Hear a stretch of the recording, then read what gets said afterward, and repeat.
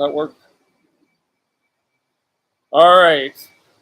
I'm Erik Hall, the digital sports editor at the St. Louis Post-Dispatch. I'm joined by Gary Potosky, that was APSE president in 21-22 while he was sports editor at the Philadelphia Inquirer. So thanks for joining me, Gary. Thanks for having me.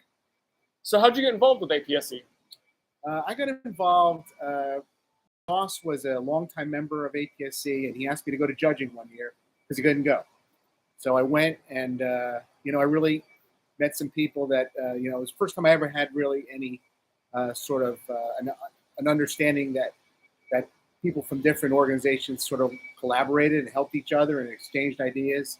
I was a little more insular up to that point of really looking at my own shop, and it really intrigued me, piqued my interest in the whole idea of doing that. And of course, by judging, I'm seeing what other people are doing, which I hadn't been able to do either, all over the country. And it gave me a lot of ideas. And I thought, this is really, it's like a game changer. It was really a game changer for me and how I looked at my career. I'd already been doing it for quite a while at the time, but now I saw it as sort of like a new chapter I could really go into. So that made me want to keep going. And, eventually, just a year later, became sports editor. And so I just kept coming, and so that just became part of me. Yeah. What led to you becoming president of the organization? I think that I was already in my late 40s. I've been in the business a long time, so even though I was new to APSE when I started, I think I had a lot of ideas that I think I kind of already understood, that I was sharing ideas and hearing things, and I felt like I could be in a place to fill that role. It just felt right that I could be in that position to facilitate ideas and to help other people. I mean, I think at its core, APSE is a voluntary organization that's really meant to help. We're meant to help each other and to support each other. And I felt like as a new member, an enthusiastic new member, and someone with a lot of experience in the field, and having gone through many different levels of paper, I had started at a small daily and then a mid-size and then a larger paper, that I could, be in that position to sort of have some wisdom in some of these areas. And so I felt like I could offer that. And so that's sort of what led me to want to be in leadership. And then some of the longer standing members had shown interest in me running. And so I did run. I ran a couple times where I didn't win until I finally did win an election. And it's because, you sort of develop your ideas and your connections in the industry and in the organization over time. And that's kind of how it worked for me. Eventually, it put me over the top, and that's kind of how I ended up into a national office. What are some things you're most proud of from your term as president and what you accomplished? I think the thing I'm most proud of is that, I was part of the trio of pandemic presidents. I think that one of the things I recognized, because I was in office, even though I wasn't president, I was in office when the pandemic hit. So I recognized once my presidency got there that one of my main goals was to get us past the pandemic, regardless of where the actual disease was and what it was preventing people from doing. I knew that APSE had to get on with its existence, and for us, our existence depends on people participating, people being in front of each other, people who are, because that's the sharing of ideas and the support. We couldn't be an organization that was separated from each other and feeling like it was just something that wasn't necessary. We had to go back to being necessary. Not that we had to make sure we felt necessary, even after the time when we weren't in front of each other for like a year. So that was my main goal, and I think we pretty much accomplished that. We did have judging, and we did have a summer conference during my presidency in person. But the main thing was we got to the point where we were adjusting to the new world after COVID in our industry, about how people were available to handle issues, the new and emerging issues like remote work and things like that.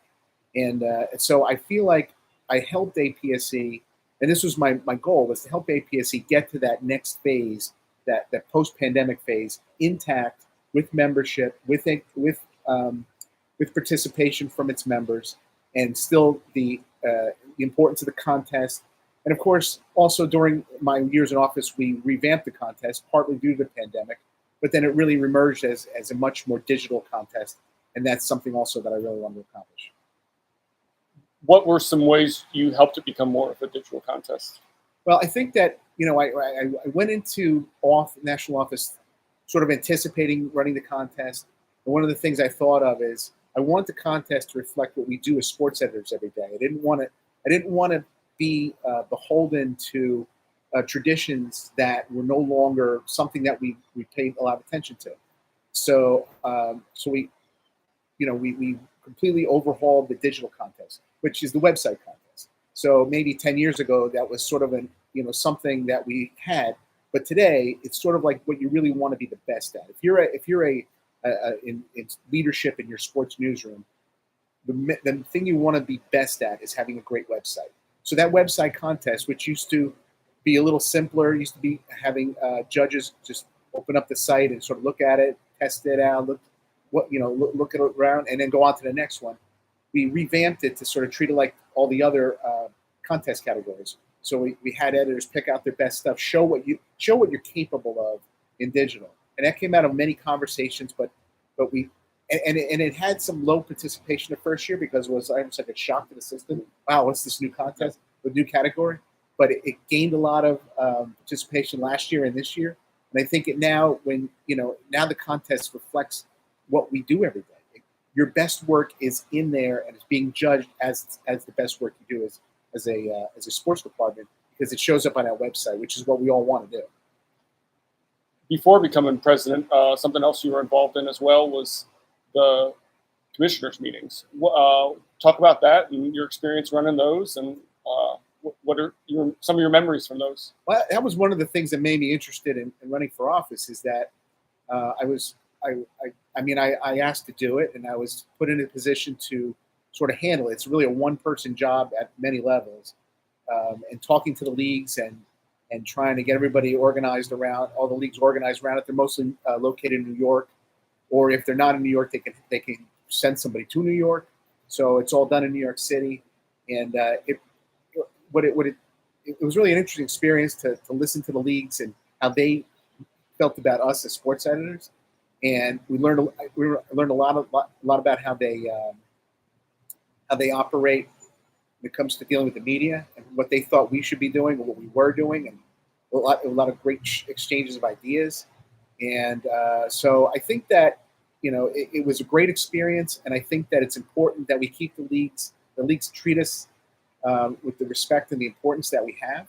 And I think the best way to do that is to be in front of them at least once a year and have that exchange of ideas. Yeah.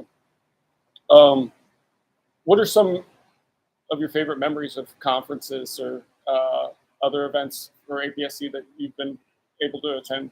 I think I don't know if there's a lot of moments as opposed to, I really think that my favorite thing about the conferences is the relationships with other editors across the country, and sort of that collegiality, exchanging ideas, knowing that some of the things you struggle with, other people struggle with, hearing ideas and getting to know people and being able to bounce ideas off people all year round. I mean, we meet twice a year, but now I talk to editors from all over the country all throughout the year.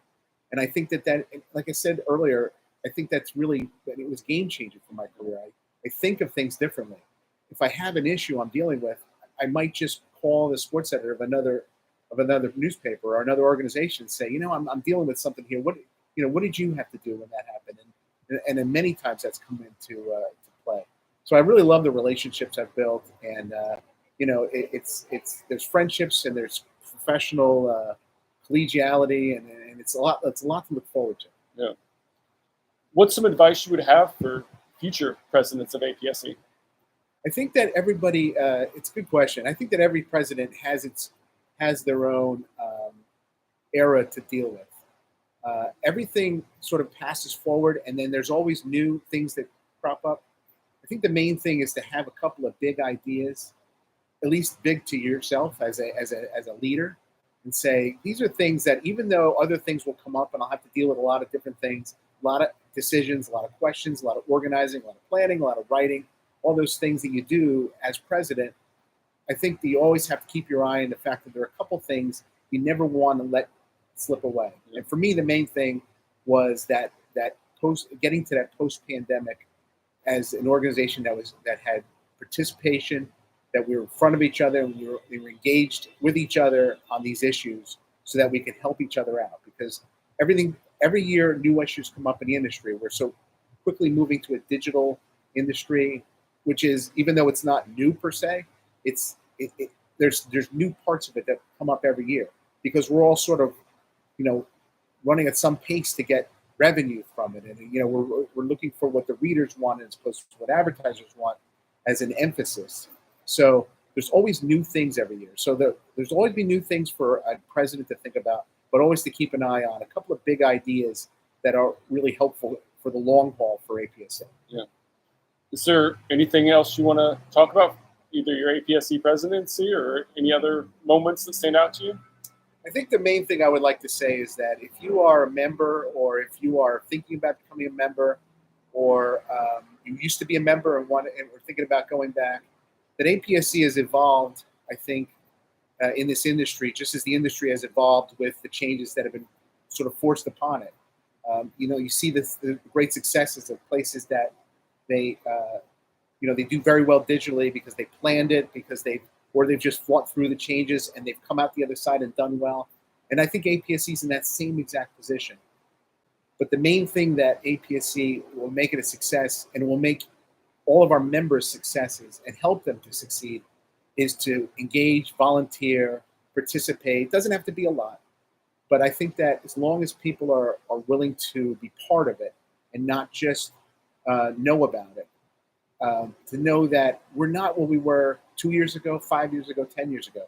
APSE is changing just like our industry is changing, and it's changing in a way that's trying to benefit its members. It's trying to benefit all sports editors and all sports shops throughout the country. And I think that's the main thing I would want everybody to do. Anything else you want to add? I do not. All right. Well, thanks, Gary. Thanks, Erik. Appreciate it. Oh, well.